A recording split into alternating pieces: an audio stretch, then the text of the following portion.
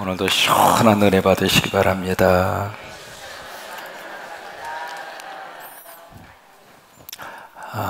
옛날 시골에 5일 만에 닷새 장에 쓰잖아요. 그래서 이제 그 장에 아들이 그동안에 준비한 뭔가 이제 팔만한 것을 이렇게 다 이렇게 한 집 짐을 이제 짊어지고 그 장에 갔어요. 갔는데 저녁에 이제 해가 뉘엿뉘엿칠 그 무렵에 그 아들이 이제 돌아올 때가 됐는데 안 돌아오는 거예요. 그때부터 이제 어머니 마음속에 걱정이 된 거죠. 행여 우리 아들 물가를 건널 때 혹시 잘못되지 않았는가, 시장에 가서 뭐 싸우지는 않았는가, 아니면 해질녘에 돌아오다가 못된 사람 만나서 해코지를 당하지 않았는가. 이제 그런 마음이 들어서 집에 앉아 있을 수가 없어서 점점 밖으로 나와서 이제 동구 밖에 있다가 그 다음에 동구 밖에서도 그냥 목을 길게 이렇게 메고, 아니 이렇게 한다고 저 아들이 보입니까? 그래도 이제 어떻게 했든지 그 아들이 어디쯤 오나 궁금해서, 그러다가 아유 안 되겠다 못 참아서 옆에 있는 나무로 올라간 거예요. 나무에 올라가서 우리 아들 어디쯤 오고 있나, 지금 우리 아들이 지금 오고 있나 오지 않나, 이제 거기서 이제 빨리 나무에 올라가서 이렇게 바라보는 거예요. 여러분, 그 애틋한 마음을 한자로 표현한 것이 바로 뭐냐면 뭐예요? 어버이 친이라고 하는 말입니다. 한문을 좀 써보겠습니다. 자신은 없지만.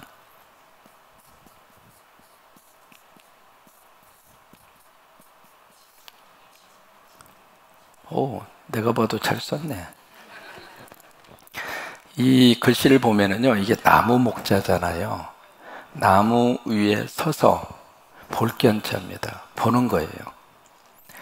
여러분, 이 어버이 친자 속에 무슨 마음이 들어있느냐면 부모의 마음이 이 속에 그대로 있습니다. 부모님은 안전한 사나 자식 걱정밖에 안 해요. 자식이 잘 되기를 바라고, 자식의 미래가 활짝 열리기를 바라고, 그게 부모님의 심정이에요. 그러니까 이 어버이 친자라고 하는 이 단어 속에 그런 어떤 애틋한 의미가 이렇게 담겨져 있는 거죠. 그래서 이제 어머니하고 만났어요. 만났는데 이 아들이 아유 어머니 그냥 집에 계시지, 이 무더운 날 어떻게 여기까지 나무 위에까지 이렇게 올라가시느냐고. 그래서 이 아들이 그 연세 드신 어머니를 업어요. 그것이 바로 효입니다. 효. 이것도 한번 써볼게요. 효. 늙은이 노예 아들 자자입니다. 그러니까 그 아들이 어머니를 업는 거예요. 그리고 이제 집으로 오는. 그러니까 이 어버이 친자하고 효도 효자가 그 한문의 의미로 보면 상당히 깊은 그런 의미를 가지고 있습니다. 이것이 이제 성경에서 말씀하시는 그 말씀하고 일맥상통하는 거예요. 근데 요즘에 나온 스토리는 영 다릅니다. 뭐냐면 오늘 시어머니가 납치를 당했다고 하는, 그 납치를 당해서 며느리에게 연락이 온 겁니다. 연락이 오기를 당신 시어머니 내가 데리고 있다, 빨리 돈을 보내라. 근데 그 연락을 받은 며느리가 전혀 움직일 기미가 보이지 않습니다. 그래서 납치범이 하루 기다리고 이틀 기다려도 뭐 아무런 연락이 없는 거예요. 그래서 이제 다시 한번 연락이 온 겁니다. 어쨌든 당신 시어머니 여기 있다, 빨리 돈 보내지 않으면 당신 시어머니를 해코지 하겠다고. 그래도 연락이 없으니까 그 다음에 납치범이 다시 연락이 왔습니다. 뭐냐면 몸값 빨리 보내라, 그렇지 않으면 시어머니 빨리 보내버리겠다. 그랬더니 며느리가 금방 연락이 오기를 계좌번호 달라고, 내가 돈 붙이겠다고. 지금 이제 이게 그런 시대 속에서 우리가 지금 살아가고 있다고 하는 거예요. 오늘 성경은 어떤 자녀가 효도하는 자녀인가, 그것을 잘 말씀을 해주시고 있습니다. 25절에 보시면 그렇게 말씀을 시작을 하죠. 거만한 자를 어떻게 하냐면 때려라. 때리라고 하는 것은 징계하라 그 말이죠. 거만한 자 그리고 오만한 자를 징계해라, 때리라. 그리하면 그의 어리석음도 깨닫게 될 것이다. 그 다음에 명철한 자를 견책해라. 명철한 자는 지각이 있는 사람이죠. 그 사람을 책망하면 지혜로운 사람은 더 지혜로운 사람이 될 것이다. 25절의 말씀이에요. 이 말씀을 우리가 효도에 우리가 접합을 시키면은 부모님의 말씀을 겸허히 받아서 순종하는 자녀가 효도하는 자녀예요. 그래서 에베소서 6장 1절로 3절에 자녀들아 주 안에서 너희 부모에게 어떻게 하냐면 순종해라. 이것이 옳으니라. 내 아버지 어머니를 공경해라. 이것이 약속 있는 첫 계명이니 이로써 내가 땅에서 잘되고 장수하리라. 이게 성경이 말씀하시는 효도하는 자녀의 모습이에요. 노 부부가 있었어요. 재산을 일찍 두 아들들에게 다 나눠주고 남은 여생 그 자식들하고 함께 행복하게 보낼 꿈을 꾸었습니다. 그래 그 재산을 다 물려준 다음에 문제가 생겼어요. 그래서 이제 가급적이면 그런 그 이야기를 많이 하잖아요. 자식들에게 효도를 받고 싶으면은 재산 일찍 물려주지 말아라. 그리고 명절에 자식들이 오면은 통장을 한 20개 만들어서 자식들 보는 앞에서 살짝 꺼냈다 집어넣었다 꺼냈다 집어넣었다. 그러면 자식들이 자주 찾아와 줄 것이고 아버지 어머니를 공경할 것이다. 뭐 그런 이야기까지 하잖아요. 근데 이 부부는 그냥 자식들에게 똑같이 이렇게 나누어 주고 그리고 자식들하고 행복하게 살 꿈을 가지고 그 많은 재산을 미리 다 분배를 해 주었는데 세상에 딱 그 재산을 받은 다음에 무슨 문제가 생겼느냐면 이 아들 둘이 똑같은 자식이니까 부모를 공평하게 모시자. 나도 자식이고 당신도 자식이고 그러니까 우리가 아버지 어머니를 공평하게 모시자. 그래서 어떻게 결론을 냈느냐면 우리가 한 분씩 따로따로 모시자. 그래서 큰아들은 아버지를 모시고 작은 아들은 어머니를 모시고 어차피 공평하니까 우리가 공평하게 그렇게 부모님을 모시는 것이 합당하지 않느냐. 그래가지고 아버지는 큰아들 집으로 가고 어머니는 작은아들 집으로 가고 이게 졸지에 하늘나라에 살면서 생이별을 한 거예요. 그래서 이분들이 한 달에 한 번씩 그 중간에 있는 식당에서 만나는 거예요. 보고 싶어서. 그래서 아버지 오고 어머니 오고 그래서 중간 식당에서 만나가지고 서로 손을 잡고 몇 시간 이런저런 이야기를 하다가 헤어질 때는 눈물을 흘리면서 한 달 후에 만나요. 그리고 이제 큰아들 집, 작은아들 집으로 완전히 현대판 견우 직녀가 된 그런 케이스. 근데 이것도 사랑하는 아내가 앞서가는 바람에 그 만남도 끝이 나고 말았어요. 이게 좀 우리 사회 속에서 그런 일들이 여러 가지 보도도 많이 되고 있고요. 그런 일들이 참 마음속에 가슴 아프게 그런 일들이 많이 생기고 있다고 하는 것이에요. 우리 그리스도인의 효도 10계명이라고 하는 것이 있습니다. 우리 예수 믿는 사람은 어떻게 우리가 효도를 해야 될까? 첫째로 부모님이 예수 잘 믿도록 해드리는 거. 그게 첫 번째 효도입니다. 이 땅에서 아무리 잘해드려도 천국 못 가면 안 돼요. 그러니까 우리가 이 땅에서 할 수 있는 최고의 효도는 천국 가는 거예요. 그래서 다 예수 잘 믿으실 수 있도록 두 번째는 대답을 잘 해드리고 하시는 말씀을 잘 들어라. 그러니까 이렇게 잘 경청을 해드리고 그리고 말씀도 잘 해드리고 세 번째 표정을 밝게 하고 기분을 좋게 해드리죠. 내가 인상 쓰고 있으면은요 부모님들은 그때보다 너무 걱정이 많은 거예요. 그러니까 밝은 얼굴로 부모님을 대할 수 있도록 네 번째 사소한 일이라도 궁금증을 풀어드리죠. 이게 말씀을 하시면 그냥 모르면 가만히 계세요. 아니 자기는 뭐 모든 거 다 알아. 그러니까 자꾸 이렇게 그 궁금증을 있으면은 그것을 좀 설명을 해드려서 그 궁금증을 좀 풀어드려라 그거예요. 그리고 다섯 번째 용돈을 들여서 경제적으로 궁핍하지 않게 해드리자. 여기서 좋은 것이 자동이체입니다. 그 다음에 여섯 번째 맛있는 향토 음식을 잡수시게 해드리자.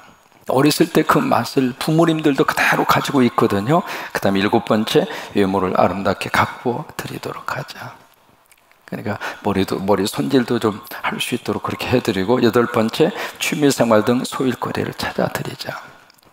움직여야 건강을 유지할 수 있으니까. 9번째, 친구를 자주 만나게 해드리고, 마지막 10번째, 건강을 챙겨드리고 등을 긁어드리고 손과 발톱을 다듬어 드리자. 효자손 갖다가 안기면서 이거 그냥 쓰세요 그러지 말고 가끔씩 가서 이렇게 긁어도 드리고 손톱 발톱도 다듬어 드리고. 그러니까 이게 바로 뭐냐면 부모님의 말씀을 잘 받아서 순종하는 자녀가 효도하는 자녀. 우리가 하나님의 아버지를 섬길 때에도 똑같습니다. 우리는 하나님의 자식이잖아요. 하나님이 우리 아버지잖아요. 그러니까 우리 아버지에게 효도할 때에도 똑같아요. 하나님 아버지에게 어떻게 우리가 효도할 수 있을까? 그 말씀을 받아서 우리 삶 속에서 순종하고 살면, 그러면 하나님이 너무 행복해 하신단 말이에요. 새벽에 내가 너희를 도우리라, 그 말씀 받아서 지금 순종하고 있잖아요. 그 순종하는 자녀 때문에 하나님이 행복하다 그 말이에요. 믿음이 없이는 하나님을 기쁘시게 하지 못하나니 하나님께 나오는 자는 그가 계신 것과, 그러니까 우리가 예배하러 나올 때마다 하나님이 계신다, 하나님이 살아 계신다, 하나님이 이 예배를 받으신다, 그 믿음으로 나와라 그 말이에요. 그 다음에 그를 찾는 자들에게 상 주시는 이심을 믿어야 할지니라. 새벽에 그 말씀을 의지하고 순종하고 나오는 그 자녀에게 하나님이 상을 주신단 말이에요. 그 믿음의 순종으로 나오는 하나님의 자녀들이 정말로 하나님 아버지에게 효도하는 자녀라 그 말이에요. 그 다음에 26절입니다. 아비를 구박하고 어미를 쫓아내는 자는 부끄러움을 끼치며 능욕을 부르는 자식이니라. 참 세상에 이런 자식이 있다고 하는 것이에요. 그러니까 벌써 그 당시에도 솔로몬 시절에도 이런 자식이 있었고 지금도 이제 있을 수가 있다고 하는 것이에요. 아버지를 구박하고 어머니를 내쫓는 자식은 수치와 망실을 당하게 될 것이다 라고 하는 그런 의미입니다. 어려운 삶에 자식 교육을 위해서 모든 걸 다 아끼지 않고 뒷바라지를 해서 그 자식이 결국 좋은 대학 나오고, 좋은 대학 나와서 이제 대기업에 취업을 하고 앞길이 잘 나갔죠. 그래서 좋은 여자를 만나서 결혼을 합니다. 근데 결혼을 한 다음에 이 며느리가 부모님을 얼마나 구박하는지 몰라요. 왜냐면 배경 좋은 집에서 딱 와서 보니까 이 시아버지 시어머니가 눈에 안 차는 거예요. 학력도 그러지, 그 다음에 모든 것도 그러지. 그러니까 자기가 격이 안 맞는다고 생각을 한 거예요. 여러분 가정 속에 다른 거 볼 필요 없습니다. 믿음 좋은 사람 들어오는 것이 최고 행복이에요. 세상적으로 그냥 너무 큰 사람이 들어와 버리면 그것 때문에 너무 마음 아프고 그냥 힘들어하는 그런 경우들이 너무 많아요. 어느 정도 격이 맞는 게 좋은 거예요. 그래서 이 며느리가 들어와서 보니까 시아버지 시어머니 하는 게 전혀 마음에 들지를 않는 거예요. 그래 그때부터 이 며느리가 이 시아버지 시어머니를 구박을 해서 조그마한 셋집을 얻어서 쫓아버린 거예요. 우리 집하고 안 맞는다 그 말이에요. 그러면서 이제 조금씩 생활비를 이렇게 보내주다가 그 생활비마저도 끌어버린 거예요. 참 못됐어. 그러다가 결국 그 부모님들이 집세도 내지 못하고 병이 들어서 돌아가셨어요. 돌아가셨는데 그것을 옆에서 누가 다 지켜보았느냐면 집 주인이 지켜본 거예요. 새방에 살고 있는 노인 양반들 배경을 보니까 아들 며느리는 잘 사는데 그런 식으로 막 구박을 하고 그 하고 있는 그 모습이 집주인이 보기에도 이건 아니다, 어떻게 저럴 수 있느냐. 그래서 그 집주인이 경찰에 고발을 한 거예요. 고발을 해서 마땅히 부양할 부모를 돌보지 않는 일로 결국 그 아들 며느리 처벌을 받았고 이웃에게 비난과 그리고 저주의 손가락 당하게 됐죠. 그러니까 지금 여기 26절에 있는 말씀대로 그런 경우들이 지금도 일어나고 있다고 하는 거예요. 그 다음에 27절의 말씀, 내 아들아 지식의 말씀에서 떠나게 하는 교훈을 어떻게 하지 말라? 듣지 말라. 여기 지식의 말씀은 지혜의 말씀이잖아요. 다시 말해서 여기 지식과 지혜의 말씀이라고 하는 것은 곧 예수 그리스도잖아요. 그러니까 예수님을 등지게 하는 그 말에 대해서는 귀담아 듣지 말라. 그러니까 세 번째로 우리가 효도하는 자식은 누구냐면 예수 잘 믿는 것이 효도하는 거예요. 영적으로도 효도하는 길은 예수를 잘 믿는 것이고, 세상적으로도 예수 잘 믿고 신앙생활 잘하는 것이 부모님에게 효도하는 거란 말이에요. 여러분, 그 남쪽의 최북단에 있는 그 섬이 백령도잖아요. 그 백령도에 가면 중화동 교회라고 하는 교회가 있습니다. 그 교회에 가면 참 인상적인 게 몇 가지가 있어요. 그 중화동 교회가 이쪽에 세문안 교회가 이쪽 그 남쪽에서는 가장 먼저 그 세워진 교회잖아요. 세문안 교회. 근데 세문안 교회 두 번째 그 교회 두 번째로 가장 오래된 교회가 그 중화동 교회예요.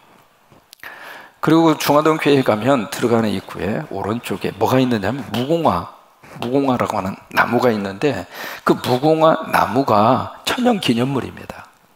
왜냐하면 보통 무궁화 나무는 40년에서 50년 살거든요.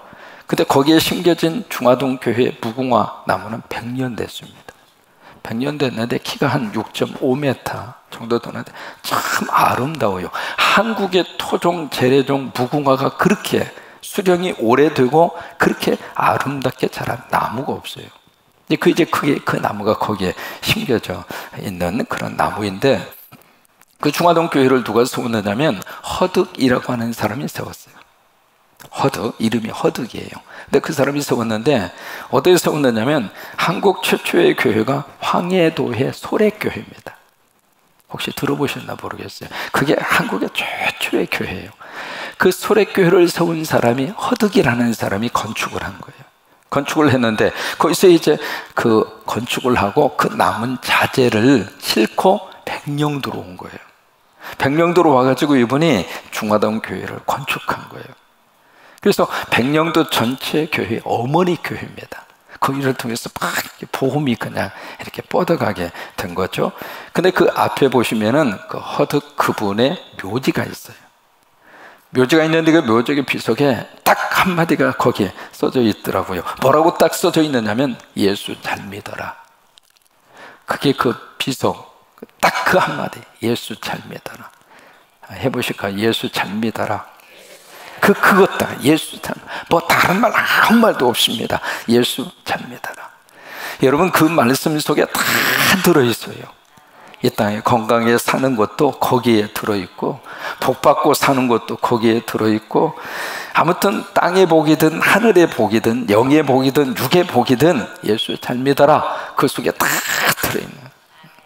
여러분, 자녀들 볼 때마다 꼭 계속해서 귀가 닳도록 그 말씀 한 말씀 계속 해줄 수 있게 되기를 바랍니다. 예수 잘 믿어라. 예수 잘 믿어라. 그게 효도라고 하는 거예요. 우리가 하나님 앞에 할 수 있는 최고의 효도가 바로 그 말 속에 다 담겨져 있습니다.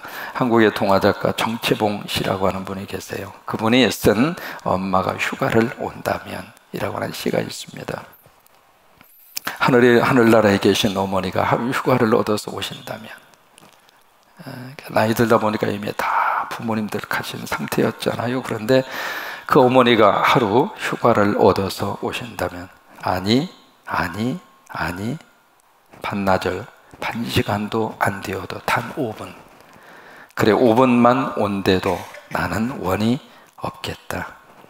얼른 엄마 품속으로 들어가 엄마와 눈 맞춤을 하고 젖가슴을 만지고, 그리고 한 번만이라도 엄마 하고 소리내어 불러보고, 숨겨놓은 세상사 중 딱 한 가지 억울한 그 일을 일러바치고 엉엉 울겠다. 정채봉 씨의 엄마가 휴가를 온다면 이라고 하는 시입니다. 떠나고 나면 그 자리가 너무나 애답죠. 그래요. 우리가 육신적으로도 영적으로도 하나님 앞에 효도하는 멋진 자녀의 삶이 오늘 하루도 이루어질 수 있게 되기를 바랍니다. 오늘 몽골 두 번째 팀이 출발을 하죠. 뭐 하러 가는가? 하나님 아버지께 효도하러 가는 거예요. 다른 거 하기 위해서 가는 것이 아니라 우리 아버지 효도하기 위해서. 효도 잘하고 오시기를 바랍니다. 잘하고 올 수 있도록 박수 한번 해주세요.